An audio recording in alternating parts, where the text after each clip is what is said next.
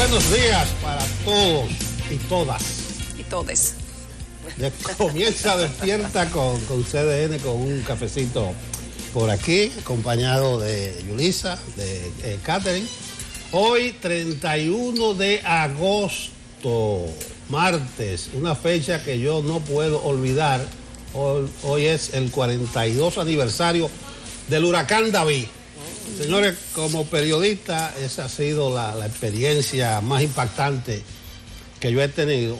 Un huracán de más de 250 kilómetros por hora, categoría 5, entró por ahí de manera súbita entre Palenque y Jaina. Digo de manera súbita porque iba a pasar supuestamente por toda la costa sur y dio un brinco. Está brincando y ni modo. Yo laboraba en el periódico El Sol, recuerdo. Nos tocó ver la situación y nada más pudimos llegar hasta San Cristóbal, apuntando y viendo y grabando. Recuerdo que andaba acompañado de Nelson Marte, el actual director de Radio Televisión Dominicana. Señores, y eso es de espanto. O sea, ¿Cómo era la cámara en aquella época? Bueno, había cámara. Sí. Claro. Yo me acuerdo que uno de los fotógrafos, eso. Alfredo Freites, era uno de los fotógrafos del Sol, de los mejores fotógrafos que había. Pero todo era rudimentario, unos grabadorcitos, una y anotando. Y por eso yo decía anotando. Pero ni modo, 42 años, eso fue al primer año del gobierno de Antonio Guzmán. Hay que anotarle esa, don Antonio. Ese huracán destruyó el país, duramos semanas sin agua, sin luz. Sin nada. Después vino la tormenta Federico. Todos los puentes rotos. Todos los puentes rotos. Eso fue catastrófico. Catastrófico. Entonces, lo recuerdo y comienzo por ahí porque realmente lo que vivimos aquella experiencia no podemos dejar. Buenos días de nuevo, compañeras. Tú sabes que, buenos días, Nelson, Catherine, a ustedes que están en sus casas y que ojalá tengan ya su café en mano como nosotros. Tú hablas del ciclón David y eso nos recuerda lo que está pasando en este momento en Estados Unidos, en Luisiana y en esa zona de ese país. Ya Aida se ha degradado, sin embargo, los daños se han declarado como catastróficos porque este huracán categoría 4 arrasó en 2 ciudades de Estados Unidos. Ahora va saliendo degradado, pero ya todo el daño que iba a hacer aparentemente lo hizo. Miren las imágenes ahí, mira para allá. Muchas personas han subido videos aficionados, grabados con celulares, y se ven los techos de las casas levantándose, cómo se arrancan las paredes, cómo se lleva árboles de raíz en zonas quizá donde el concreto no es la forma estándar de construcción. Hay muchas zonas inundadas, vehículos que se los ha llevado el agua. Bueno, ha pasado de todo. Sin embargo, hay que también aclarar que la construcción en los últimos años pues ha ido mejorando y eso también ha ayudado a que las devastaciones de los desastres naturales pues no sean tan grandes. Hoy volvemos a hablar de pacto económico y social. Ayer fue el primer día y pues todo el mundo hizo así, se lavó las manos como Pilato y dijeron al gobierno que presente lo que va a presentar, porque aquí nosotros también tenemos nuestro papel y no es de principal. Bueno, buenos días Yulisa, buenos días Nelson, saludos a toda la audiencia de Despierta con CDN, cafecito sabroso en mano. Eso que comenta Yulisa de lo que ocurrió en Luisiana, me recuerda, yo estuve en Nueva Orleans un par de días antes del huracán Katrina y una de las cosas que más se señalaba era la peligrosidad de la población de New Orleans que está por debajo del nivel del río.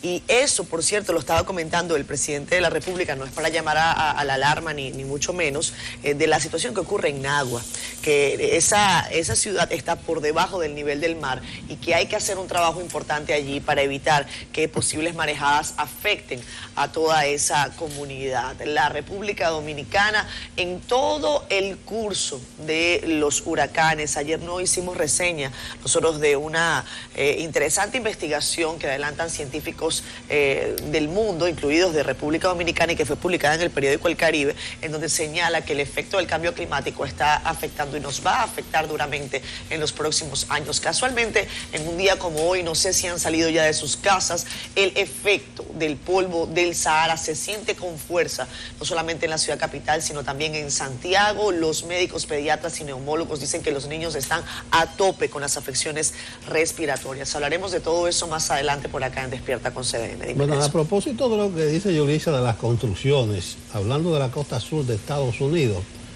Señores, nosotros estamos en la ruta de los huracanes. Así es. Y mencionamos a David, cójanlo de experiencia.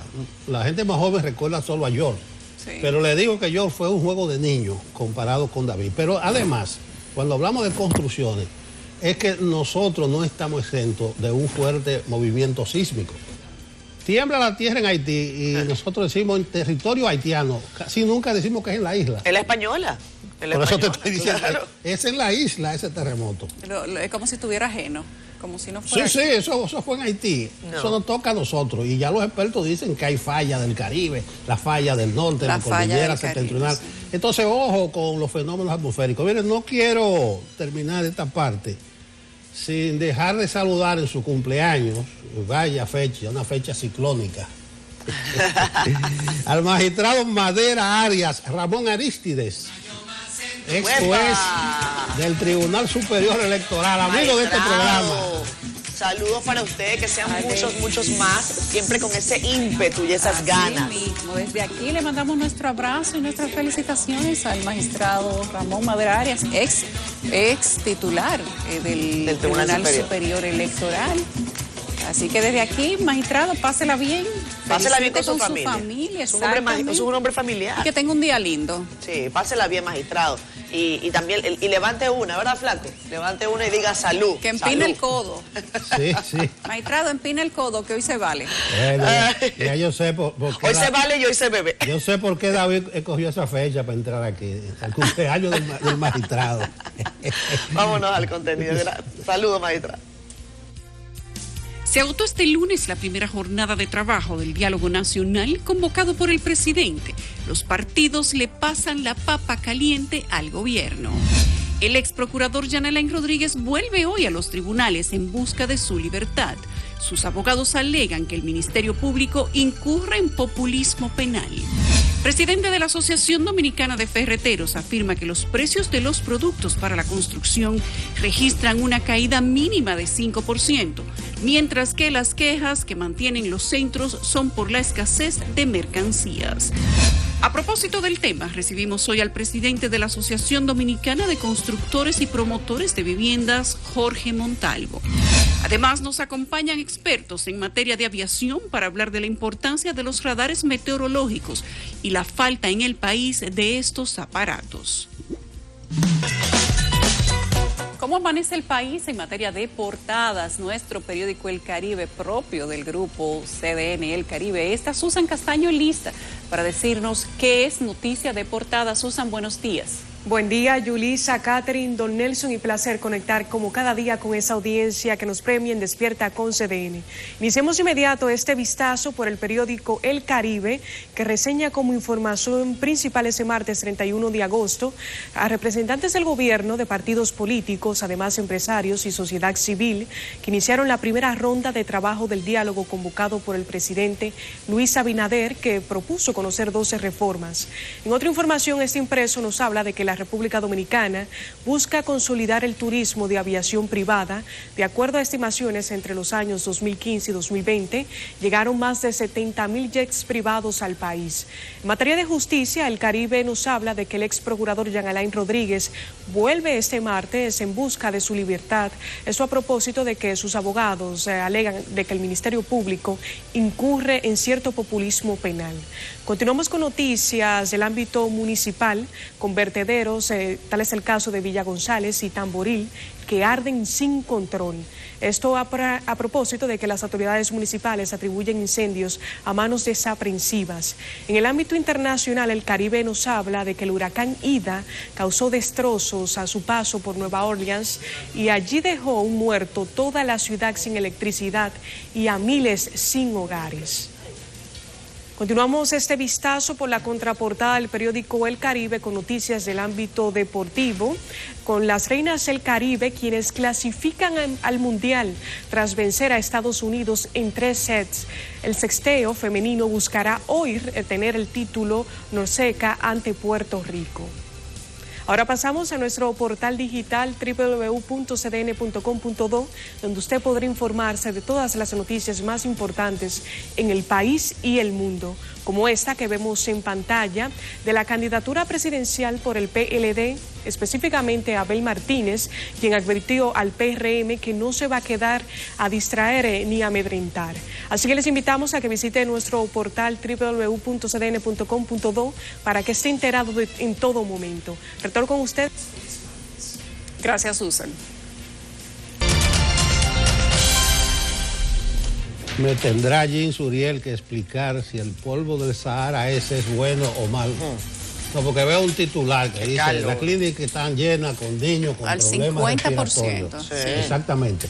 Pero me dice el ministro de Medio Ambiente que es bueno para la agricultura. Pero ya tengo esa conversación pendiente con Jean Suriel. Mientras tanto, él nos dirá cómo está el clima para el día de hoy. Muchísimas gracias. Seguimos bajo la incidencia de una densa nube de polvo del Sahara en República Dominicana. Es por eso que el firmamento se ha tornado muy grisáceo en los últimos días. La bruma va a seguir en lo que resta de esta semana laboral y posiblemente se quede con nosotros hasta el sábado cuando empiece a debilitarse esta gran nube de polvo africano. Mientras tanto, en el Atlántico estamos dando seguimiento a Karen, que continúa como una tormenta tropical en el Atlántico. No es amenaza para la región del Caribe y también vigilamos al este de esa misma región una activa onda tropical que podría convertirse en una depresión en las próximas 24 horas en la medida que siga avanzando hacia el Atlántico Central. Ya casi estamos iniciando septiembre, el mes de mayor formación de tormentas y huracanes, por lo que debemos estar muy atentos al Atlántico y ante la posibilidad de que más fenómenos atmosféricos puedan avanzar hacia la región del Caribe. Hay una onda tropical que está ubicada en el Mar Caribe, avanzando también hacia el oeste, que tiene probabilidad de aportar algunas precipitaciones dispersas en el transcurso de la tarde, específicamente hacia la cordillera central, zona fronteriza y parte de la región del Cibao. Será esta tarde y en la noche que las posibilidades de chubascos aislados puedan registrarse en esas zonas, pero en sentido general tendremos el firmamento brumoso y una alta sensación calurosa en gran parte de República Dominicana.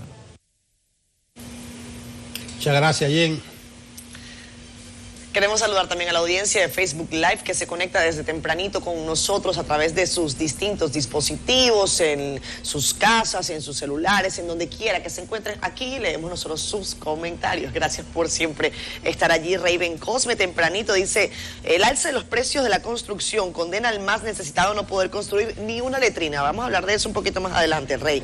Juan Carlos Gómez está con nosotros desde el Distrito Municipal de El Carril. Leonardo Rodríguez, Santo Martínez González, él está en Puerto Plata, dice que se levanta todos los días temprano con este equipo. Saludos, Santo, un abrazo para ti. Dilenia Liriano desde Villa Mella, ¿cómo están las cosas por allí? Francisco Aquino dice, a ver, que ahora es Reforma, que a Abinader lo pintaron de popi, dice Francisco Aquino. No, ahorita leemos más, Francisco, gracias. Buenos días desde Filadelfia, Raúl Rondón. ¿Por qué la defensa civil no le llega dinero para trabajar? Eso es una denuncia que nos hace Shatner Misay Félix Medina. Haremos un trabajo sobre eso. Gracias, Shatner, por todos los detalles. Envíanos un mensajito, quizás directo, si tienes más datos, para nosotros ponernos en sintonía. La Guerrera Silven dice 42 años del huracán. Eso coincide contigo. Dice que Cotuí exige 5% del fondo minero. Y Delio Samuel Marmolejos Frica también nos envía saludos a los tres. Vamos a más adelante tener un detalle sobre una pregunta que hemos establecido desde el día de ayer, precisamente sobre el precio de los materiales de construcción de viviendas. Lo veremos más adelante también en Instagram. Vamos a pausa. Estamos de vuelta en Despierta con CDN. Qué bueno que contamos con su sintonía. Ahora hacemos un repaso por las principales informaciones del interior del país. Esto en voz de nuestra compañera Yanela Pimentel. Mucha indignación ha causado la muerte de un joven camarero que fue atacado por personas que se negaron a pagar la cuenta durante una fiesta en un centro de diversión en Santiago. Entre llantos y mucho dolor con sed de justicia, los familiares de Jairo Antonio de Jesús Reyes, de 24 años, piden justicia luego de que intentaba cobrar una factura de bebidas a unos clientes que habrían consumido en el lugar conocido como Glamour Salón Eventos, ubicado en la carretera Don Pedro. Yo siempre lo llamaba a él y le echaba la bendición porque era muy bueno mi niño. Yo decía que era todo mentira, que mi niño no estaba muerto, que estaba vivo. Y yo lo que pido es justicia. Un muchacho que sale a buscar la vida, a trabajar. Era un muchacho que fue trabajando, que lo mataron, que no fue haciendo lo más hecho. Entonces, yo no sé de lo que sería capaz si yo fuera esa gente. Por el hecho de la policía apresó a un hombre identificado como Dionisio La Sala Vázquez. De varios disparos fue ultimada una mujer de 27 años, mientras un hombre que le acompañaba resultó con una herida de bala en San Francisco de Macorís. La fallecida fue identificada como Soribania Rosario Alejo, mientras el herido es Adelis Ismael Acosta Díaz. Según los datos obtenidos, los agresores que se desplazaban en una motocicleta y el herido que conducía la jipeta sostuvieron una discusión porque supuestamente iban a chocar y en esas circunstancias se registró el ataque. El hecho ocurrió luego de que estos salieran de un centro de diversión. También en San Francisco de Macorís, familiares de José Joaquín Bautista Brito, ultimado el pasado año frente al cuartel de la policía de Villarriba, denunciaron que la Fiscalía de Duarte excluyó del expediente como prueba material el fusil con el que supuestamente asesinaron a su pariente. En compañía de sus abogados, los parientes de Bautista exigieron una explicación del Ministerio Público sobre la exclusión del arma homicida en el proceso que se le siga a Esmerlin Corporán González por este crimen. El hecho ocurrió el día 8 de febrero del 2020, el cual quedó captado por cámaras de vigilancia, cuyas imágenes muestran el momento que un hombre utilizaba un arma de alto calibre. Un hombre resultó herido de bala en un costado del abdomen luego de sostener una discusión con otro por el decomiso de un contrabando de cigarrillos que realizaron miembros del CESFRON en Dajabón el pasado sábado. El herido fue identificado como Frankeli Báez, quien acusó de la agresión al nombrado Bobolé. Este permanece prófugo. Báez fue llevado al hospital Ramón Matías Mella, donde recibió atenciones médicas y trasladado a otro centro de salud. Y en Azua, la policía apresó a 2 personas y recuperó una jipeta que había sido reportada como robada, aunque los sospechosos alegan que recibieron el vehículo como pago por unos números de la lotería que saldrían premiados. Los detenidos son Blanca Rosa Brito Novoa, alias La Maestra, y Gilbert Santana, apodado El 14. El vehículo fue reportado como robado el pasado 16 de agosto. Durante el operativo, la policía retuvo un automóvil marca Toyota Corolla en el que se desplazaban los sospechosos. Yanela Pimentel, CDN.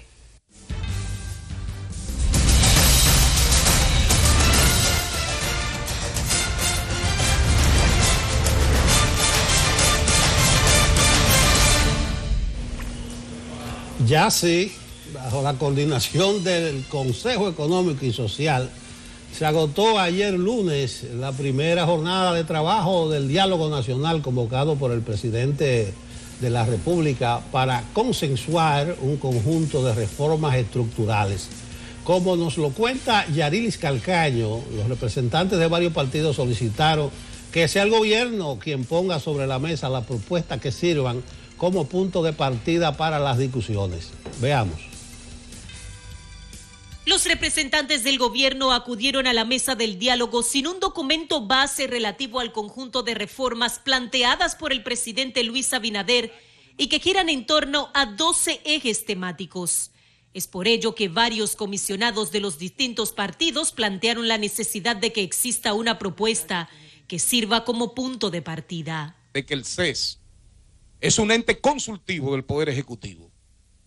La primera responsabilidad es la del gobierno, porque hay temas que quien debe ponerlos sobre la mesa es el gobierno. No venimos aquí con ideas para de ninguna forma imponer y tratar de imponer, sino para que entre todos podamos construir la avenida que nos lleve a tener un mejor país. El gobierno nos presente un documento para la discusión de cada tema. Hay cuestiones también que están pactadas, que se están incluyendo en el diálogo, el pacto eléctrico. Entre los planteamientos que surgieron estuvo la creación de mesas de trabajo especializadas para los temas a tratar, propuesta que fue acogida por el Consejo Económico y Social. Otra iniciativa aceptada fue la incorporación de una última reforma adicional relativa a la discusión del Código Electoral. En lo adelante, el Consejo Económico y Social procederá a revisar las intervenciones y hacer las consultas del lugar para dejar establecida la metodología de trabajo. La próxima sesión quedó convocada para el miércoles 15 de septiembre a las 10 de la mañana. Yarilis Calcaño, CDN. Bueno, y vieron ustedes lo que fue ese encuentro ayer. Le pusieron la pelota en la cancha al gobierno. Me parece que fue inteligente la posición de la oposición. Al decirle al propio presidente de la República, al Poder Ejecutivo, plantea usted, presidente, que es el que está convocando, hacia dónde quiere enrumbar el país, y lo decíamos hace algunos días. Son reformas que incluso están en curso, porque son actuaciones gubernamentales. Lo que se vaya a hacer con el tema del agua es algo de gobierno. Lo que se vaya a hacer, por ejemplo, en materia fiscal, tiene que ser una propuesta de gobierno, y ya que sean los otros sectores los que empiecen a sumar ideas. Me llamó particularmente la atención, un día antes había dicho que estaba desaparecido del ámbito nacional, y vean que ha cogido brillo, Guillermo Moreno, lúcido, Guillermo Moreno, en su planteamiento de que no se festine ese diálogo, y que al menos a él le luce, y me parece que fue además sensata su posición de decir, el ánimo de este diálogo no parece ser nada más para coger cámara, parece que hay una intencionalidad de que se produzcan verdaderos cambios en la República Dominicana. Buen punto. Pero él es un hombre lúcido, él siempre ha sido un hombre lúcido. Sí, pero lúcido también. Claro, lo que pasa es que a Guillermo Moreno le ha faltado lo que algunos llaman el punch de la claridad, o tal vez no convence a muchos sectores, pero en temas como el de ayer se vio lúcido Guillermo Moreno. Radamés Jiménez estaba más o menos en la misma tesitura de que sea el gobierno el que ponga el que dé la primera patada, por decirlo de alguna manera, en términos futbolísticos, pero amanecerá y veremos. Tiene el gobierno del presidente Abinader, el Poder Ejecutivo, 15 días para establecer, y esto también lo apuntó Moreno, que no sea un análisis de la situación, porque para analizar, bueno, leemos los periódicos toda la mañana, no, que sean propuestas en positivo, o sea, ¿qué piensa el gobierno hacer con cada uno de los sectores que está llamando a que se debata? Propuesta en positivo quiere decir, yo, presidente Abinader, o nosotros, Poder Ejecutivo, electo por los que creemos que el sector agua va a modificarse con esto, para que entonces los partidos puedan poner sus posiciones. A mí me parece que siempre ha tenido planteamientos interesantes, es una persona, digamos que sumamente crítica, Guillermo Moreno, lo ha sido desde el inicio, viene además desde los ribetes de la justicia, y por lo tanto él, de las cosas que quizás sabe mucho es litigar, y quizás de ahí se desprende esa personalidad tan combativa que tiene Guillermo Moreno, que fue además un fiscal interesante que tuvo nuestro país, y que hoy se sienta quizás con alguna de las personas a las que él no quiso favorecer cuando era fiscal, y se sienta ahí en ese diálogo nacional.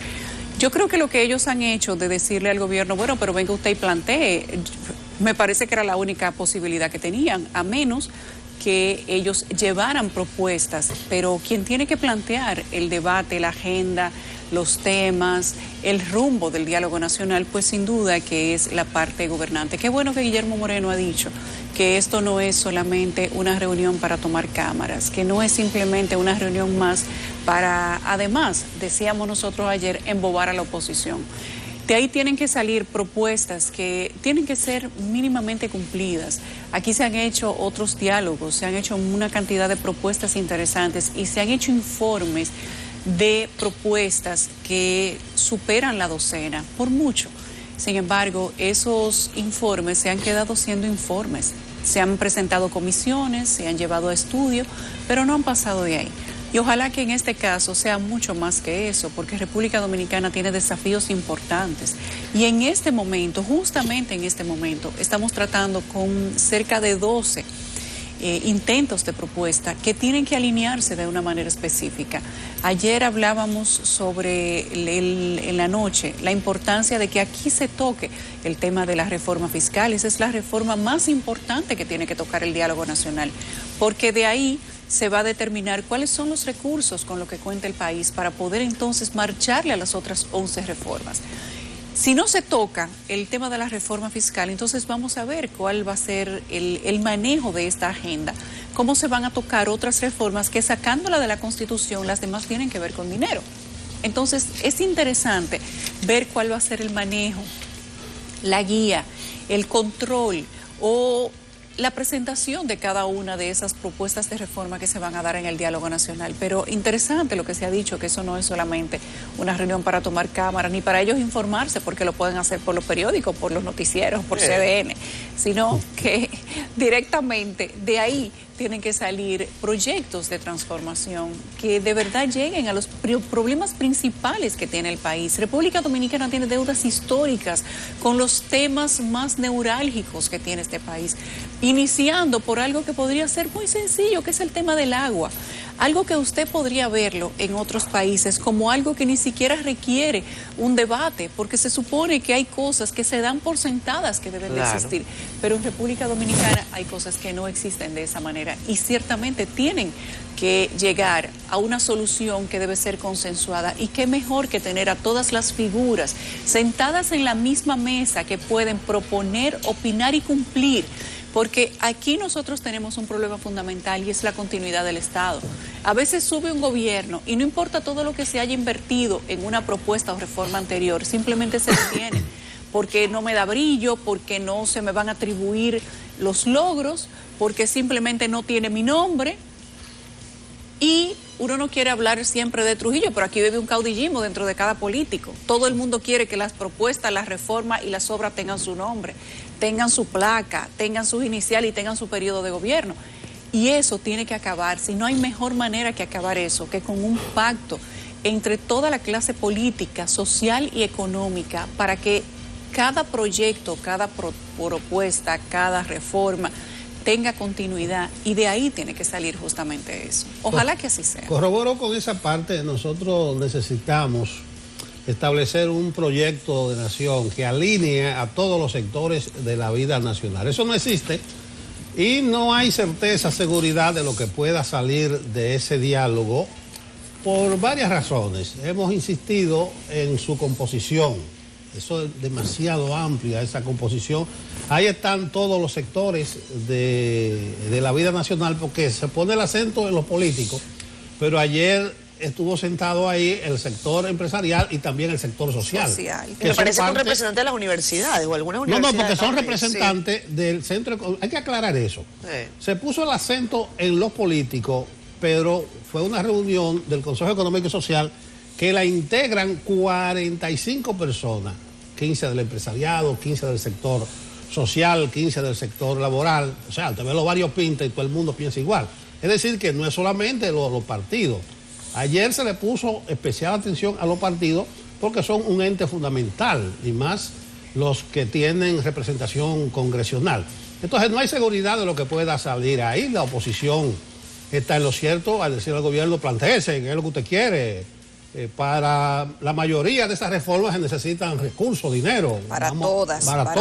¿Dónde va a salir ese dinero? Bueno, discutamos el pacto fiscal, pero que no pretende el gobierno tirarle a la oposición, que sean ellos los que planteen y resuelvan lo de un pacto fiscal. Además, yo sigo sosteniendo que entre las muchas propuestas que hay ahí están las que tienen ejecución el gobierno, las que son promesas de campaña que está obligado a cumplir el gobierno. Pero tiene de positivo ese encuentro que todos los sectores fueron proactivos, propositivos, con buena voluntad, con buen ánimo, y ese es un buen punto de partida. Yo no sé si el escenario ideal sería el Consejo Económico y Social. Usted dirá, bueno, constitucionalmente es ahí, pero tiene dificultad el Consejo porque no tiene un ente negociador, un ente mediador.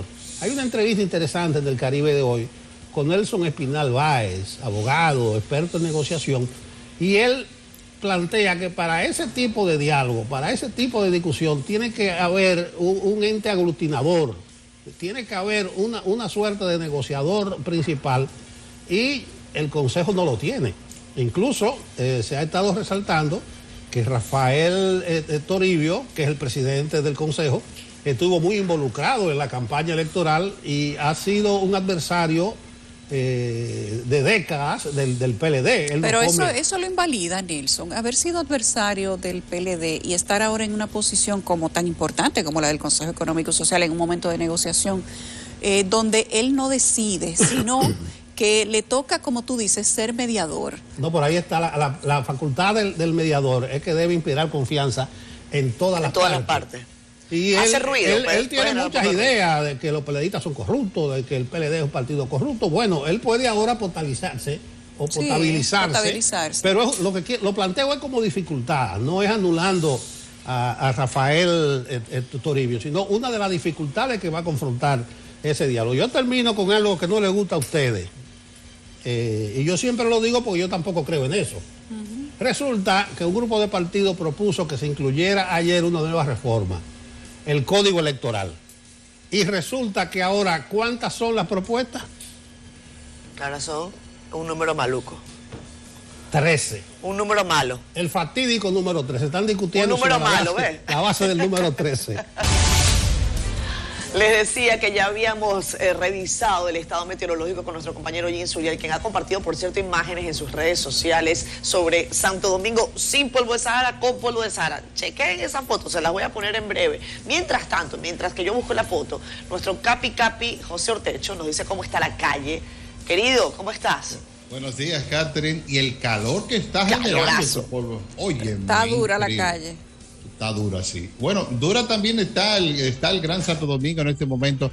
En las Américas tenemos una patana averiada próximo al autódromo en dirección desde Boca Chica hacia Santo Domingo. No está afectando el tránsito, está completamente fluido circulando en dirección este-oeste. Más adelante sí tenemos el congestionamiento habitual que inicia en el Parque Duarte y se extiende hasta la subida al elevado de la 27 de febrero. Hoy tenemos fuerte congestión en la avenida 25 de febrero. Inicia antes de la avenida Faro Colón, a la altura de la Villa Olímpica inicia y concluye o termina hasta la avenida México con Juan Pablo Duarte en dirección este-oeste. Definitivamente la mejor ruta alterna es el puente flotante. En la subida está viable. También en la Francisco Alberto Camaño de Yo no se ven grandes congestiones circulando desde la zona oriental hacia el Distrito Nacional. El puente de la 17 congestionado en la subida y en la Padre Castellanos con avenida Albert Thomas está complicada en dirección este-oeste.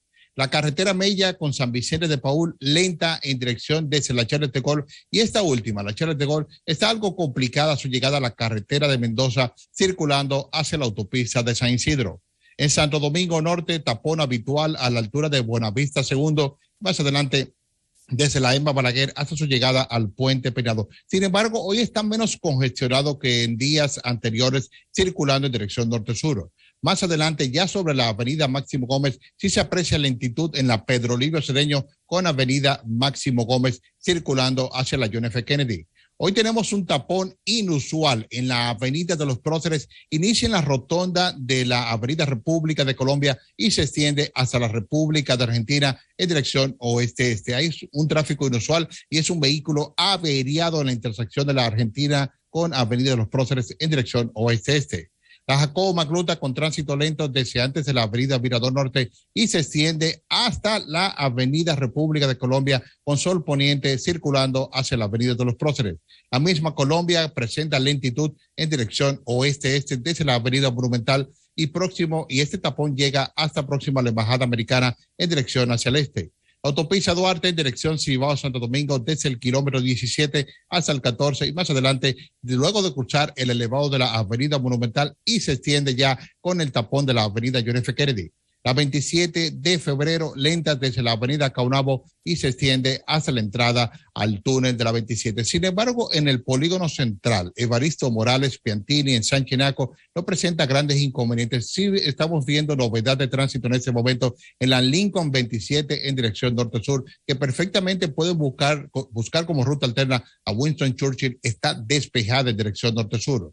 Tránsito lento en la autopista 30 de Mayo a la altura de la calle San Juan Bautista, circulando desde la Núñez de Cáceres. Utilice como ruta alterna la Independencia, está despejada en dirección hacia la avenida Jiménez Moya. Es todo lo que tenemos y volvemos con ustedes al estudio.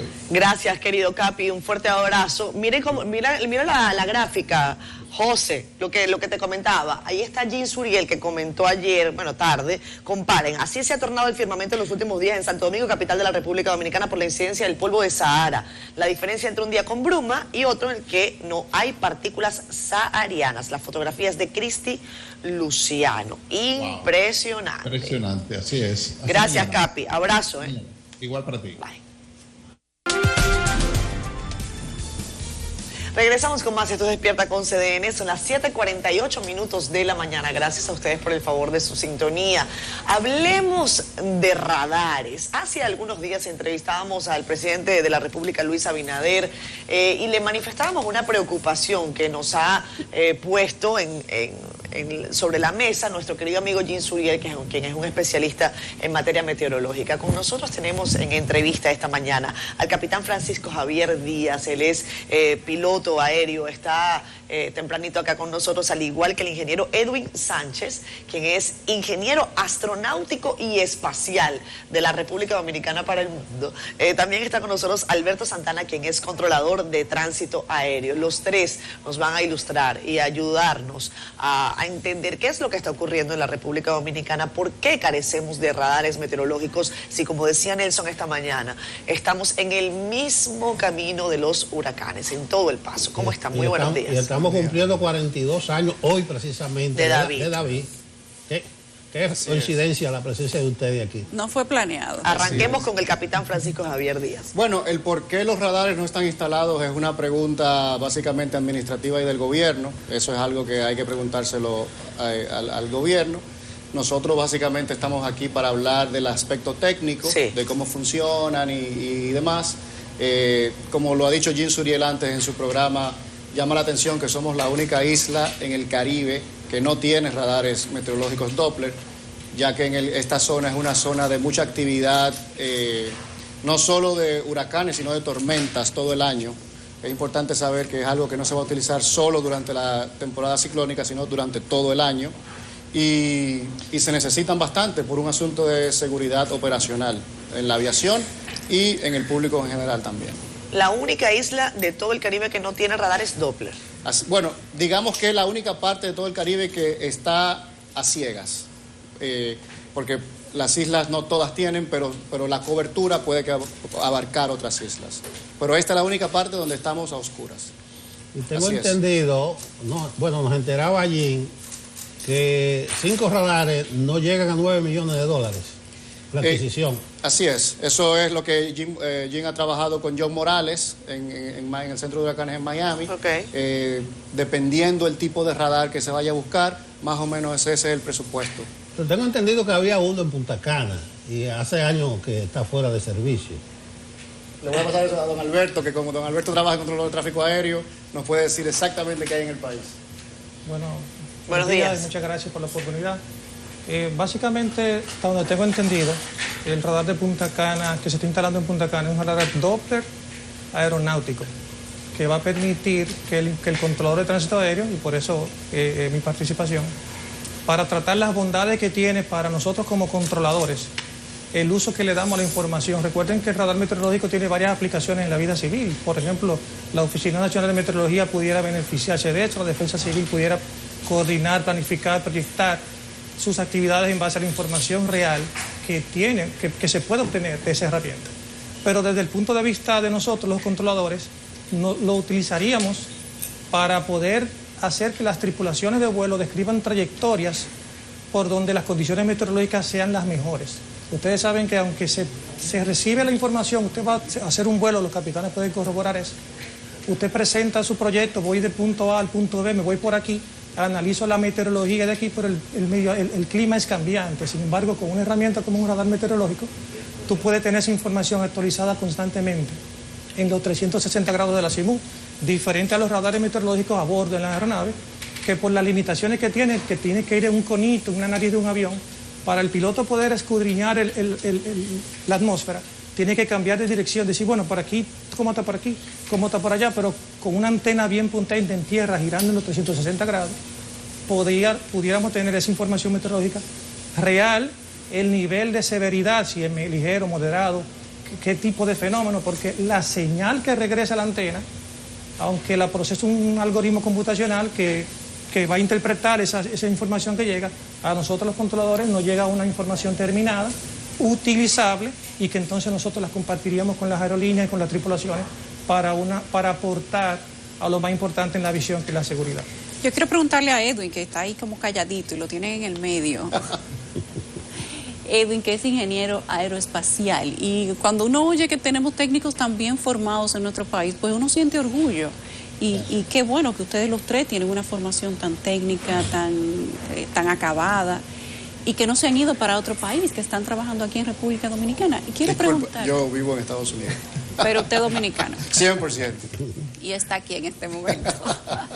Edwin, la situación del país en este momento, nosotros no solamente nos faltan radares meteorológicos, nos faltan radares de otro tipo que también son militares. Y quizás si nosotros como país hiciéramos la inversión que se tiene que hacer, económica, técnica, pues podríamos tener una cobertura que hasta nos brindaría mucho mayor tipo de seguridad. Claro. ¿Cuál es la situación que tiene el país sin radares? ¿Y cuál es la cobertura que tendríamos si tuviéramos los radares que nos faltan, meteorológicos y aeroespaciales, pudieran ser, o militares? Control de tráfico aéreo, serían primarios y secundarios, se le llama. Bueno, empecemos con que hay una falsa concepción del hecho de que uno puede utilizar la información satelital y ya resolver todo con eso. La información satelital es limitada, porque depende de la resolución del satélite, depende del paso del satélite, del ciclo de información que el satélite tiene. Igualmente depende de si el satélite toma imágenes o información radiométrica. Independientemente, esas imágenes o esa información tiene que pasar por un centro aquí en la Tierra para ser procesada, lo que indica que esa información viene con latancia, es decir, viene con cierto tiempo ya de pérdida. Y esa información a veces entonces no es útil para el momento específico donde se está utilizando. Por ejemplo, un elemento meteorológico, nosotros pudiésemos observar el tamaño de una tormenta, pero la información que estamos recibiendo puede ser de a 45 minutos, de a una hora, de a veces minutos con latancia. Es bueno para poder predecir quizás el paso de la tormenta, pero no es bueno para poder predecir necesariamente la intensidad que puede tener esa tormenta. Entonces, respondiendo más directamente a la pregunta, ahora mismo, como dice Francisco, estamos a ciegas, meteorológicamente hablando. Cuando el radar de Puerto Rico está en funcionamiento, tenemos una pequeña cobertura dentro del área de República Dominicana, pero básicamente nos estamos robando la señal del vecino. Todo lo que es Santo Domingo hacia luego la parte norte y la parte suroeste, no tenemos información radar. Bueno, en el norte tenemos Puerto Plata, que es primario. Lo que pasa es que hay que dividir, discúlpame. Sí, correcto. Aquí estamos hablando de 3 tipos de radares diferentes. Okay. El radar meteorológico, que es para ver las tormentas y fenómenos meteorológicos. El radar primario, que es un radar principalmente militar, ¿cierto? El radar primario, que lo que busca es detectar algo en el cielo de metal, que sería un avión, lo usan las fuerzas militares para las fronteras, etcétera. Y el radar, que sería primario secundario, que es el de control de tráfico aéreo. Son 3 diferentes, ¿verdad? Entonces, tu pregunta es en torno a los radares primarios secundarios en la frontera o en el sur. Sí, me inquieta que el tema tanto de la seguridad militar como la seguridad climatológica no sea una prioridad para nosotros como país, siendo una isla en una posición vulnerable. Así es. Correcto. Que tal vez eso debería estar dentro de nuestro radar de prioridades, tener quizá una seguridad espacial, una seguridad meteorológica, toda una zona cubierta, y no solamente esperar a que otros, los vecinos, nos manden información que en muchas ocasiones, tal vez cuando nos la envíen, sea cierta, pero no sea certera, porque tal vez lo que necesitábamos saber ya ha pasado. Correcto. Pasa mucho ahí también de mala costumbre. Ya, hablando como piloto ya, de mala costumbre, nos hemos acostumbrado a reportar. Entonces, a carencia de un radar, el piloto reporta y dice, bueno, estoy en tal sitio o estoy viendo esto. Y ya no hemos acostumbrado entonces a esa parte, no hemos dado el paso siguiente a poder... Y que recibimos mucha información de Estados Unidos. Sí. Por ejemplo, cuando ustedes ven las imágenes de los huracanes, todo eso viene del Centro de Huracanes de Miami. Sí. Y cuando vemos las imágenes del COE, de UNAMED, todo eso viene de Miami. Sí. Y todo eso es satélite. Pero el satélite, como decía bien Edwin, te da una cobertura más general, más estratégica, pero no táctica, no localizada, y tiene un delay, tiene un retraso que pueden ser horas. Entonces, una tormenta puede formarse, una tormenta local, puede formarse en 45 minutos. Entonces, del momento en que la tormenta comienza a formarse, al momento en que la tormenta, como vieron el otro día en Dajabón, que produjo granizo, ¿ya? Que el granizo puede matar a alguien, son 45 minutos y el satélite no te va a dar esa información. El radar meteorológico sí la da, y en Estados Unidos se reciben alertas localizadas de inundaciones repentinas, de tornados, de rayos, de granizo. Todo eso solo se puede detectar con radar meteorológico. Yo quisiera aportar una parte como controlador aéreo de que la República Dominicana tiene 3 radares y, como bien dijo el capitán, una cosa es radares militares, otra cosa es radar meteorológico, y que como mencioné anteriormente, en Punta Cana se está instalando uno. Nosotros tenemos para los servicios de tránsito aéreo que provee la República Dominicana, sí tenemos cobertura, sí tenemos radares primarios y secundarios en las Américas, que el principio de funcionamiento del primario y el secundario es que el primario tiene un alcance limitado porque lo que trabaja con señales reflejadas. Tengo que tener mucha potencia para mandar una señal que rebote en una aeronave y vuelva y me diga hay una aeronave. Sin embargo, el secundario, que lo que manda es una señal de interrogación y que busca la cooperación de la aeronave, que es que el avión tiene a bordo un transpondedor que cuando le llegue esa señal, responde a esa señal y te dice, mira, aquí hay una aeronave. Porque son aeronaves civiles que quieren ser detectadas para poder proveerle seguridad, separación, asistencia a la navegación, servicios de vigilancia, etcétera, que es lo distinto que busca el radar militar, que busca escudriñar el espacio aéreo, inclusive tratando de buscar el que no quiere ser detectado. Entonces, nosotros para los servicios de tránsito aéreo, que son servicios netamente civiles, tenemos cobertura, como le dije al principio, un radar primario en Puerto Plata, un radar primario y secundario, o sea, con los 2 principios de operación en las Américas, y un radar primario y secundario con los 2 principios de operación en Punta Cana. Caballeros, para los 3 quiero preguntarles sobre temas de utilidad.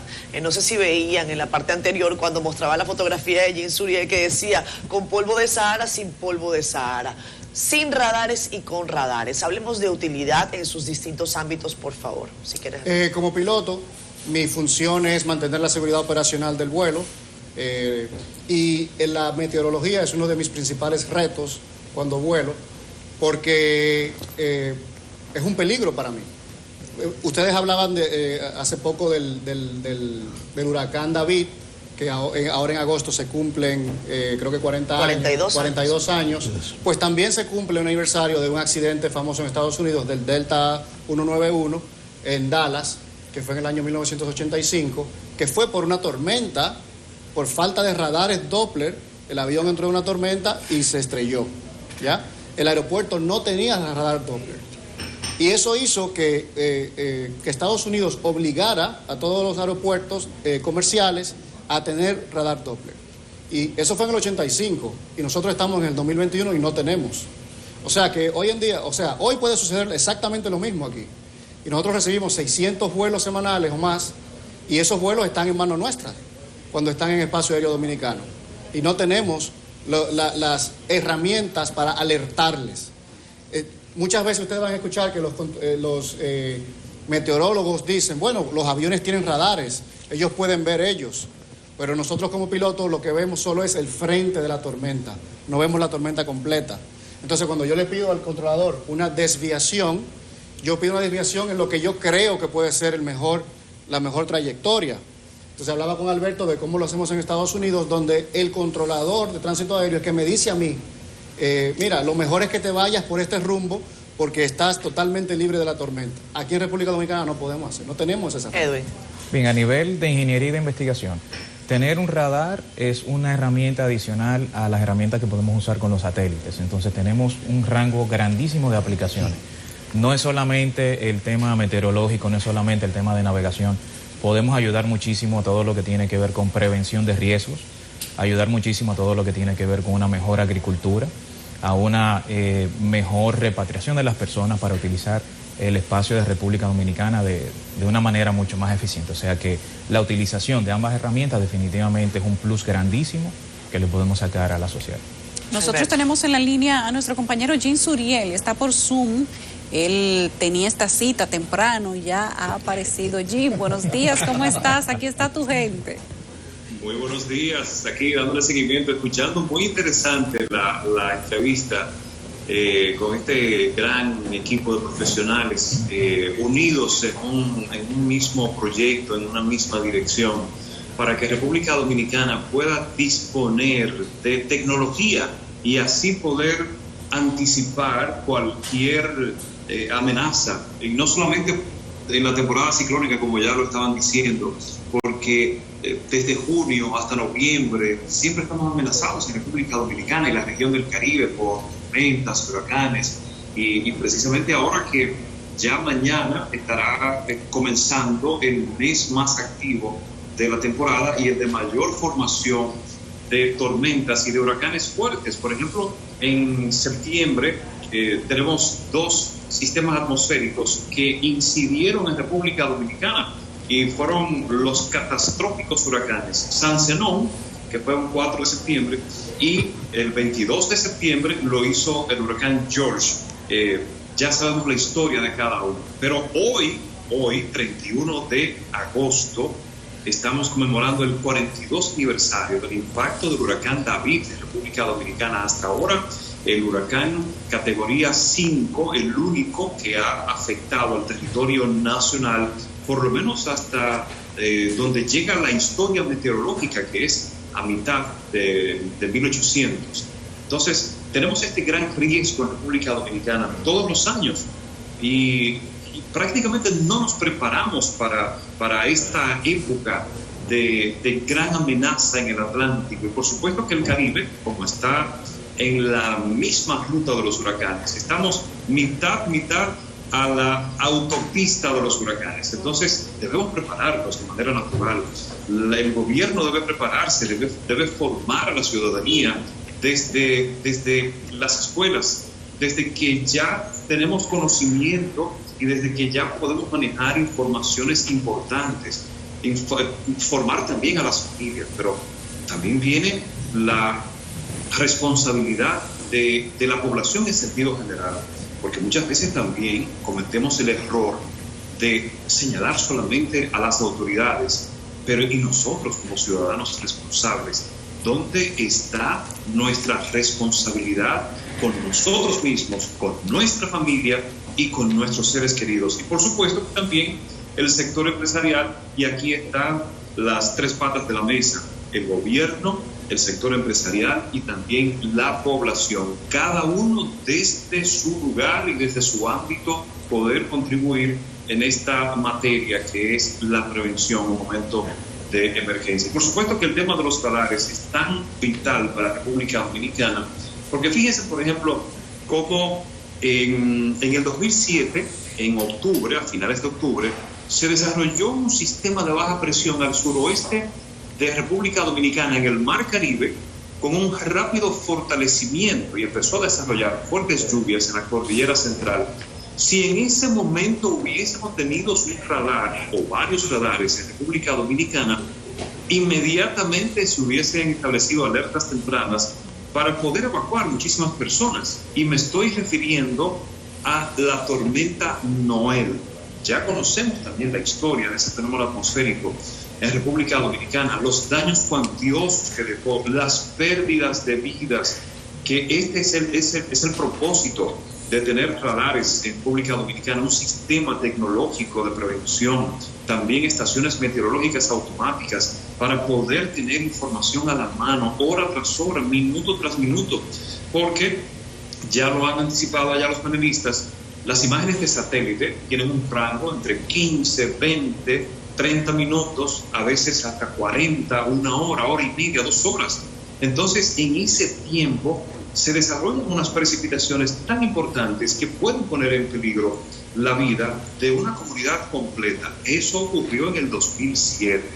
Pero también vimos que fuera de la temporada, en mayo del 2004, se registró una gran inundación en la zona fronteriza, específicamente en Jimaní, que degeneró en muertes de una gran comunidad, que inclusive muchísimas viviendas quedaron sepultadas por esa inundación.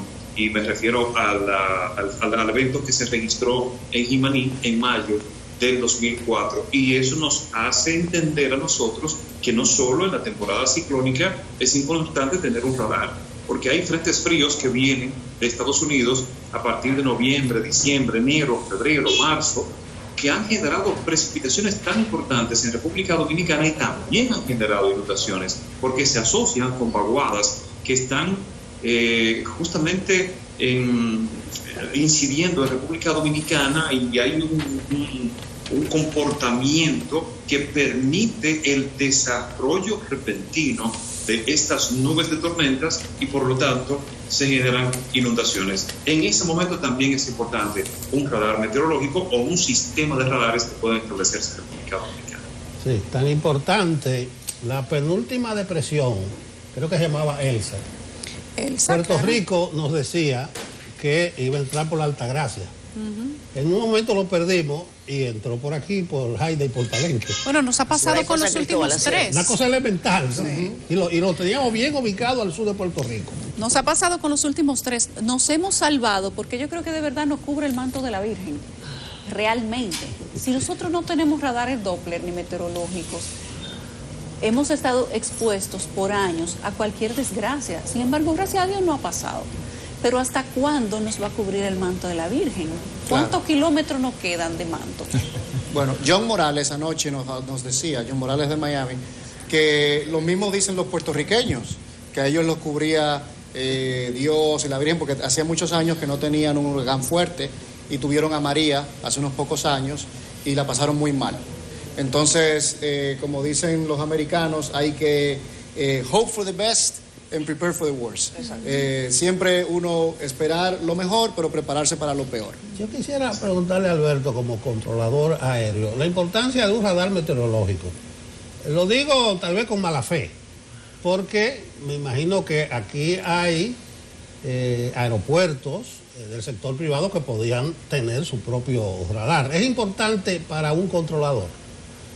Bueno, desde el punto de vista del controlador aéreo, la información que se obtiene de esa herramienta es muy importante y es relevante, porque nos permite, recuerde que el controlador aéreo lo que asiste a las tripulaciones en la navegación, en la guía, cuando necesitan guía vectorial con los radares, pero la información meteorológica, por supuesto, que es de lo más esencial que se pone en estudio, además del peso y balance de la aeronave y de la ruta y del cálculo de combustible, el estudio de la meteorología, de poner de datos reales, precisos, es muy esencial para la seguridad. Y nosotros como controladores aplicaríamos esa información para, como dije al principio y les reitero, guiar las aeronaves dentro de nuestras áreas de responsabilidad por donde el tiempo, por donde el clima nos diga, que veamos con esa herramienta de que es más seguro permitir que fluya. Inclusive, sabiendo que usted, por ejemplo, va hacia el este, si hay mal tiempo al este, yo puedo percibir con un radar meteorológico qué ruta sería segura, porque pueden haber varias opciones, pero en el control de tránsito aéreo nosotros somos seguros de naves eficientes. Eso me permitiría a mí ser más eficiente, permitiendo que entonces está bueno por aquí, pero también está bueno por aquí, pero por aquí es más eficiente, pues vete por aquí. Y hablando de eficiencia, creo que nos hemos enfocado en que hemos estado en una buena posición y que podríamos estar peor, pero en el ámbito ya de la defensa civil, de las tareas de rescate, de búsqueda, de movilización de personas, también a lo mejor las autoridades están movilizando a personas de distintas localidades de manera hasta innecesaria, porque no hay precisión en dónde va a ser el impacto de determinado fenómeno meteorológico. Entonces quizás ese tipo de movilizaciones que cuestan no solamente recursos económicos, sino esfuerzo humano en momentos de crisis, pues pueden ser más específicas y como bien lo comentaba Alberto, pues mucho más eficientes. Con los radares meteorológicos hay dos usuarios esenciales, que son las aeronaves, ¿verdad? Porque estamos lidiando con el clima, y la población en general, porque el mismo radar que ayuda a la aeronave ayuda a informarle a la población cuando hay un peligro, ¿verdad? Entonces, cuando hay un huracán, por ejemplo, como el otro día que estaba este huracán pasando cerca de nosotros, la gente decía, oye, pero aquí en Samaná no está lloviendo. Y la UNAMED dice que hay pronóstico de lluvia para todo el día, o en Montecristi, pero en Punta Cana sí está lloviendo. Entonces, esa localización es la que nos la da los radares. O sea, que la información a veces no es precisa. No es precisa. Entonces, el radar, además, emite una alerta, porque el radar no solo recibe la señal y te pinta la tormenta, también te dice cuando hay peligro dentro de la tormenta, como el granizo, como los rayos, como lo que le decimos microburst, que son fuertes ráfagas de viento. Entonces, con un radar meteorológico, la Oficina Nacional de Meteorología puede decir: Dajabón, cuidado, hay una inundación, una posible inundación dentro de 15 minutos. Perdón que los interrumpa, tenemos que irnos a pausa. Quiero saber cuáles son las aeronaves que se pueden ver más afectadas por la ausencia de este tipo de radares. Hace poco tuve que volar en una avioneta pequeñita, que son de las que vuelan por debajo de las nubes, y había precisamente el impacto de esta tormenta. Tuvimos que bordear prácticamente toda la isla de La Española para conseguir un huequito por allá. Ahí yo le pedí no a la Virgen de la Altagracia, a todas las vírgenes habidas y por haber. Pero estos son el tipo de avionetas de aviones que se ven más. En realidad todas las aeronaves, todas, desde un helicóptero hasta un jumbo, todas estamos a la merced de la naturaleza y del clima. Yo les recuerdo, el presidente de la República tuvo un aterrizaje de emergencia hace poco en Jarabacoa, en Constanza, y ellos lo que dijeron que fue por meteorología. Solo hay dos explicaciones: o baja visibilidad o una tormenta. Y si era una tormenta no la vieron porque no hay radares.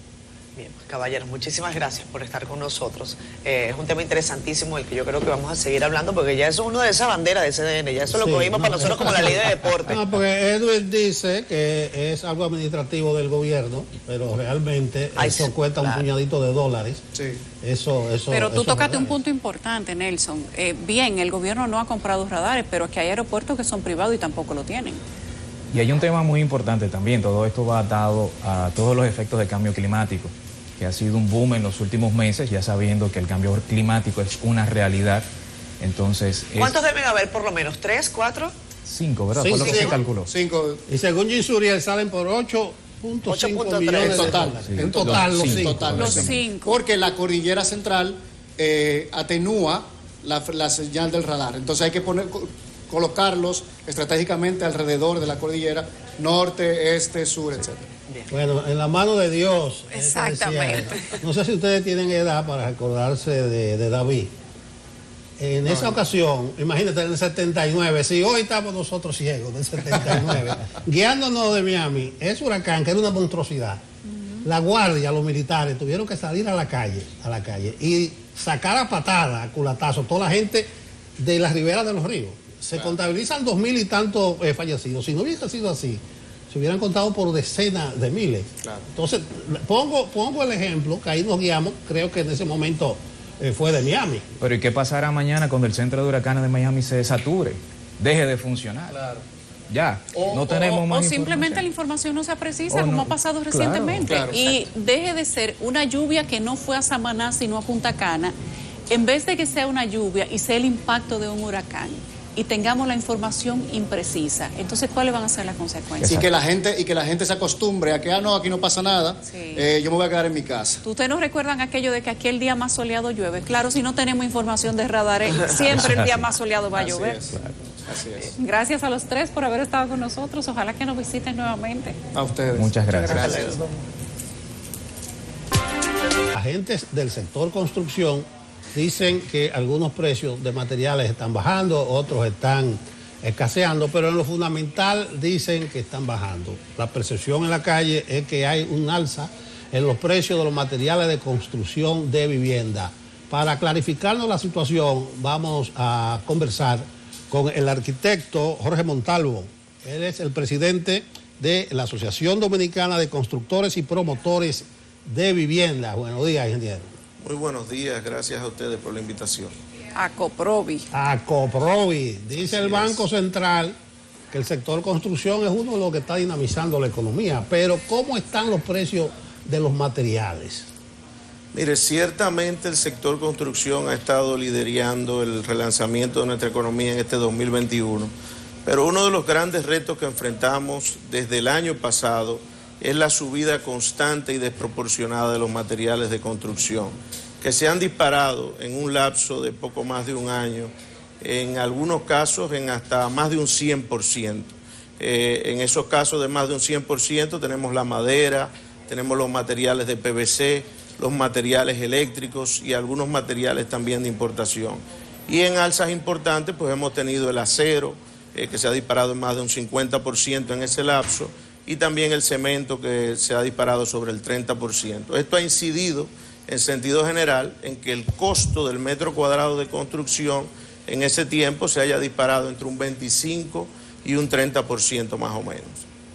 Pero me confundió entonces el reportaje, porque hay muchos ferreteros dicen que están bajando los precios de la madera, por ejemplo, de los tubos PVC, por ejemplo. Sí, ciertamente, usted sabe que hace poco más de mes y medio hubo una reunión en el Palacio Nacional y quedaron instauradas unas mesas para debatir el tema del alza y buscar medidas. Y la construcción tenía una de esas mesas. Una de las medidas puntuales que se tomaron 3 medidas iniciales, y puntualmente una de ellas tuvo que ver con el acero, en el cual se registraron disminuciones de un 4%, un 8% en las varillas más usadas, de media y de 3/8 por 20, y un 4% en las demás. Luego también tuvimos en el caso del PVC, se llegaron a acuerdos para tener rebajas de cerca de un 15%, pero recuerde que le dije que había aumentado en más de un 100% en un año. Y en el caso del cemento, fueron medidas muy puntuales, solamente para un plan, el plan Familia Feliz, que llevan las autoridades, y para el cual, con una cantidad determinada de fundas, y para ese plan exclusivamente se acordaron rebajas de un 15%. O sea que estas medidas ciertamente se han tomado, han contribuido a una disminución de algunos insumos, pero entendemos que hay unas cuantas medidas más y tenemos la esperanza de que el gobierno las tome. Una de ellas, y la que hemos estado abogando y que probablemente tenga más incidencia, sobre todo en los materiales de importación, y que fue muy bien valorada por el gobernador del Banco Central, es, por ejemplo, tomar como referencia el costo de los fletes previo a la pandemia, por lo menos para el cálculo de los aranceles de los materiales que recibimos de importación. Esto atacaría directamente esa parte, porque en el caso de los fletes y los costos, es un tema que sigue en ascenso en el mercado internacional y que se han disparado entre un 300 y un 400%. Y eso ya está dando lugar no solamente a las alzas que tenemos a nivel local, sino a un poco de escasez. Fíjese que se mencionaba que había escasez de algunos materiales. ¿Por qué? Sí. Porque hay importadores que tienen mercancía en el extranjero que no han traído. Y no la han traído porque el costo de traerla se ha disparado en el transporte entre un 300 y un 400%. Y no van a tener mercado. Entonces, como decía, esta medida ha sido muy bien valorada por el gobernador del Banco Central y por otros segmentos, porque entienden que atacaría directamente el tema de los costos en los materiales de importación, no solamente de construcción, sino de otros materiales en sentido general. Después de esa reunión que se dio en el Palacio, donde se establecieron mesas de trabajo, se reunieron una primera vez, ¿se han vuelto a reunir? Mire, realmente después de estas primeras medidas, nosotros no hemos tenido oportunidad de reunirnos o de participar nuevamente. Sí hemos tenido comunicación con el ministro de Industria y Comercio, que era quien coordinaba estas reuniones, quien está coordinando, y nos ha dicho que las mesas se han quedado activas y que siguen evaluando medidas como estas que propusimos en ese momento, porque hubo toda una cantidad de medidas que se propusieron, de las cuales solamente se asumieron, como les digo, muy puntualmente unas cuantas. O sea que nosotros tenemos la esperanza de que se puedan. Se han quedado activas, pero a Coprovis no han sido convocados. Nuevamente no. Nosotros, como le digo, propusimos una serie de medidas y esas medidas están en la carpeta de posibilidades que tienen las autoridades. Una medida que sí es posible que obedezca a esto es, por ejemplo, en estos días se está evaluando, en el caso de los materiales eléctricos y de las instalaciones eléctricas, se está evaluando un reglamento para el reembolso de las inversiones eléctricas que hace el sector y que tienen que ver con las EDES. O sea, recuerden que los constructores y los promotores, cuando entregamos un proyecto, nosotros hacemos la inversión del transformador, de los postes de luz, de los cables eléctricos, no que están dentro del proyecto, sino los que sirven para que las EDES luego puedan hacer el cobro de su factura.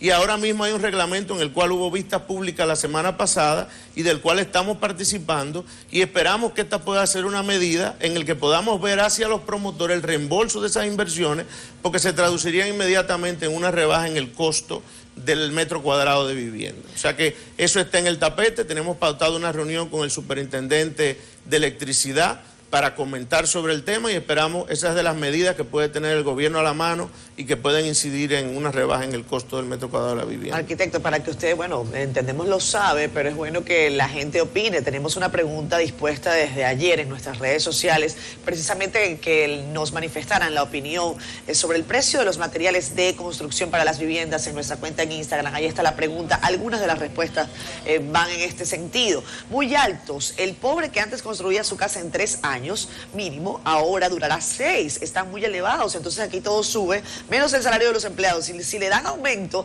es algo que ni se nota, pero queríamos cambio. Es lo que dice Ana Shelly Rosario. Jennifer Paulino dice, súper elevados, están afectando todos los precios de las propiedades en construcción. El Domin 30 dice, se venden tan caros como si fueran comestibles. Brian Cabrera dice, eso está bien, los precios caros y los empleados cobrando el mínimo. George Alcaro dice, en competencia con los materiales escolares. Hablemos del producto final. Arquitecto, el precio de las viviendas en general, ¿a cuánto se ha incrementado? Y si usted cree que estas alzas, tal y como ha indicado el Poder Ejecutivo, van a regresar, o sea, si se va a estabilizar el precio, ¿y en cuánto tiempo? Mire, eso es lo que esperamos, porque gran parte del problema nos viene importado, ¿no? Como decíamos, el precio de los aranceles, el precio de los fletes y todo este tema. Nosotros entendemos, la información que tenemos, que probablemente ya haya que esperar al año que viene para que ese tema de distorsión en los precios de los fletes pues se empiece a estabilizar. En el caso de los promotores, nosotros hemos estado asumiendo gran parte de ese aumento que hemos tenido, porque la vivienda en todo este tiempo, ya le hemos dicho que el costo del metro cuadrado se ha disparado entre un 25 y un 30, la vivienda no ha subido entre un 25 y un 30, precisamente porque parte de esos costos lo hemos estado asumiendo. Ya sí se han empezado, es un costo demasiado importante, y ya sí se han empezado a ver revisiones en los precios, tanto de los proyectos que están corriendo como de los proyectos que van a iniciar. En el caso de los proyectos que van a iniciar, pues definitivamente tendremos costos superiores a los que teníamos el año pasado. Normalmente, ¿cuánto es el margen? No, el margen del sector construcción y de los apartamentos puede rondar entre un 10, 15%, y va a depender el mercado al que esté dirigido. Por ejemplo, la vivienda de bajo costo y la vivienda de interés social, que inclusive ahora va a tener una gran acogida con el tema del nuevo Ministerio de la Vivienda, que ya ha sido promulgada la ley de parte del presidente, y lo cual nosotros aplaudimos, pues tiene márgenes mucho más pequeños y depende del tema del volumen. Son proyectos de cantidad importante de viviendas y por eso los márgenes son menores. Lo que sí está claro es que hay un aumento seguro para la vivienda.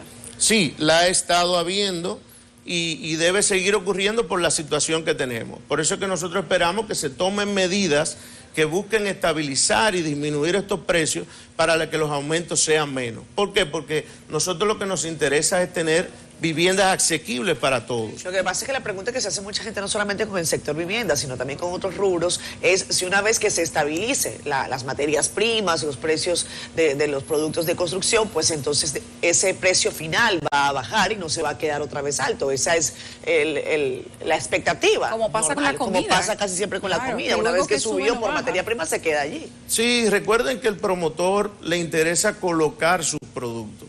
Y en la medida que los precios aumenten, pues entonces la demanda disminuye, ¿verdad? Porque hay menos personas que pueden acceder a la vivienda.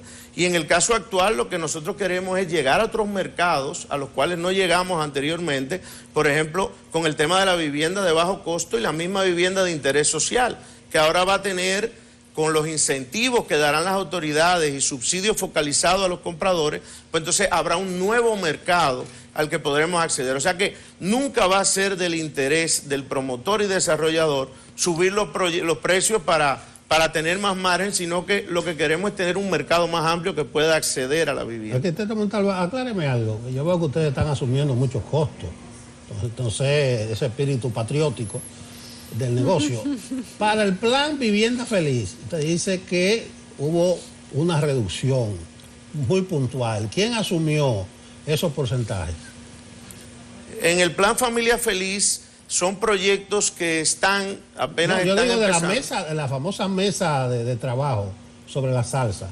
Sí, en ese caso fue una reducción en la funda de cemento y que va a ser exclusivamente para proyectos que se estén desarrollando en ese plan. La verdad es que no tenemos claro, o sea, la están asumiendo los productores de cemento, no tenemos claro cómo está operando ese mecanismo. Por eso es que entendemos que son medidas muy limitadas. O sea, fíjese que están limitando la cantidad de fundas, no es una cantidad importante, lo están pautando de aquí a diciembre y están limitando para el tipo de proyecto que es. Y es en una cantidad específica. Sí, hay una cantidad específica. Y el tipo de proyecto, ¿qué pasa? Resulta que en Familia Feliz... Un 15%. Un 15% en la funda de cemento. No entiendo quién asume eso. No, como le digo, es un acuerdo al que se llegó con el productor de cemento para que disminuya la funda de cemento, pero nosotros como promotores no tenemos muy claro cómo operar este mecanismo. Y lo digo porque, por ejemplo, en los proyectos Familia Feliz, tú puedes tener un proyecto mixto que tenga una cantidad de viviendas que obedecen al programa Familia Feliz, pero hay otra parte que no. Entonces, ¿cómo está operando eso? Realmente lo desconocemos. Por eso entendemos que es más sano medidas generales, de carácter general, que ha sido el caso del PVC y ha sido el caso del acero, porque es más fácil implementar este tipo de medidas y tienen más alcance porque llegan al sector construcción de vivienda en sentido general. Bueno, muy bien. Gracias, arquitecto. Creo que está claro, aunque me quedo un chin confuso en los precios, porque realmente no sé si están subiendo, si están estables o están bajando. El arquitecto dice que están bajando, pero no suficiente como para compensar el alza que han tenido el último año. Claro, y tenemos un mix, tenemos algunas cosas que están bajando, otras que se han estabilizado y otras que continúan subiendo, sobre todo las que tienen que ver, las que tienen incidencia con el flete a nivel internacional. O sea que por eso tenemos que llegar... Esa conversación sobre los aranceles va avanzada, sobre el cálculo del arancel del... Sí, nosotros entendemos que el gobierno tiene todas las herramientas, han visto la propuesta, el ministro nos dice que continúan evaluándola y esperamos que sea una de las medidas que se puedan tomar porque entendemos que no es tan complicado de implementar y pudiera tener un alcance bastante amplio, porque combatiría no solamente el costo, sino la posibilidad de escasez en muchos de los materiales. Bueno, yo termino coincidiendo con la primera televidente que opinaba. Usted planifica comprar una vivienda en 3 años, ahora en 6. Exacto. Construirla, sí. No, y que cuando tú lo planificas para dentro de 3 años, el precio que tú planificaste ya no es en 3 años. Además, el inicial que tiene que buscar, el pago avanzado, el pago mensual también es diferente. No obstante eso, entendemos que es un buen momento para comprar vivienda porque tenemos... facilidades de financiamiento a muy baja tasa de interés y a largo plazo. Pero a un mayor precio. Sí, lamentablemente. Y eso es lo que debemos tratar de atacar en este momento, el tema de los precios y la incidencia del costo de los materiales en el costo final y precio de la vivienda. ¿Se sienten cómodos ustedes con el actual gobierno en cuanto a su política hacia la vivienda, construcción de Mira, vivienda? la verdad que sí, o sea, nosotros, por ejemplo... Espera que digan que no. Yo le hago una perogrullada. Le pongo el caso del Ministerio de la Vivienda. Acoprovi duró más de 20 años abogando por un Ministerio de la Vivienda y una ley de vivienda que permita a las autoridades trazar políticas públicas. ¿Se reunieron ya usted con el ministro? Sí, de hecho tuvimos un almuerzo la semana pasada en el marco del almuerzo mensual de la asociación y el invitado fue el ministro y su equipo y ya empezó a darnos pinceladas de las primeras medidas que se estarán tomando en este nuevo ministerio. Él tiene experiencia, eso viene en la sangre. Sí, él viene de una familia de constructores, ¿eh? Sí, me enteré que él es hijo de Pedro Bonilla. Así es. Hijo de Pedro Bonilla. Bueno, él es constructor. Él es constructor también, constructor privado. Ha tenido su par de ruiditos en unas cuantas construcciones también. El papá de él, Pedro Bonilla, yo recuerdo, fue uno de los financistas del proyecto del Nuevo Diario. Exacto. Y era un hombre muy revolucionario. Conoce el sector y sabe hijo las conoce el medidas sector, que hay que tomar. Así le es. digo. O sea que tenemos mucha esperanza. Eso lo con lleva que pueda en la traer. sangre. Me dicen que es un hombre serio. Hablan el mismo idioma. No sé qué ruido te han llegado a ti. Encima de tu radar construcción, meteorológico. sí, yo tengo mi radar, tú sabes. Vamos a poner 3 radares aquí. Sí, tengo radar primario, secundario y militar. Exacto. ¿Y el Doppler? Y el Doppler también. Gracias, arquitecto. Bueno, gracias a ustedes. Arquitecto Montalvo, gracias. Estamos de vuelta en Despierta con CDN. Hoy se reactiva también el caso Medusa. El ex procurador Jan Alain Rodríguez busca obtener su libertad. Ya ustedes escucharon lo que dijeron sus abogados de la defensa durante el día de ayer, que le han violado los derechos, que cosas que se pusieron en el expediente pues ahora no están, y una cantidad de cosas que argumenta su defensa para conseguirle la libertad, que cumple prisión preventiva en una cárcel del sistema del nuevo modelo. Hoy va al tribunal nuevamente en compañía de sus abogados a ver si le varían la medida de coerción. Tenemos a nuestra compañera Daya Sena que tiene más información. Adelante. Muchísimas gracias y buenos días, Yulisa. Fuertemente escoltado por miembros de la unidad de traslado de alto riesgo de la Procuraduría General de la República, acudió hasta esta sede de las Cortes de Apelación del Distrito Nacional el ex procurador de la República, Jan Alain Rodríguez, quien está siendo señalado por un caso de corrupción imputado por la Procuraduría Especializada de Persecución a la Corrupción Administrativa, y hoy acude ante esta primera sala de la Corte de Apelación del Distrito Nacional en busca de su libertad. Se recuerda que Jan Alain Rodríguez guarda prisión preventiva en Najayo Hombres, al igual que los coimputados en el denominado caso por el Ministerio Público Medusa, como son Alfredo Alexander Solano Augusto, Javier Alejandro Forteza Ibarra y Jonathan José Rodríguez Inver, todos estos por su implicación en este caso. Como pueden observar, ahí se encuentran la fuerte custodia de la unidad de traslado de alto riesgo de la Procuraduría General de la República,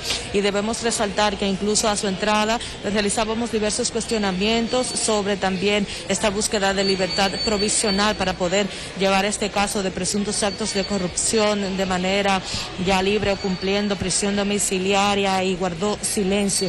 También guardó silencio con respecto algunas declaraciones que han salido a relucir en los medios de comunicación y de parte de la Bancada de la Defensa de este señalado por presuntos actos de corrupción sobre un supuesto asalto que se le habría realizado a la casa de su madre, y también guardó silencio al respecto.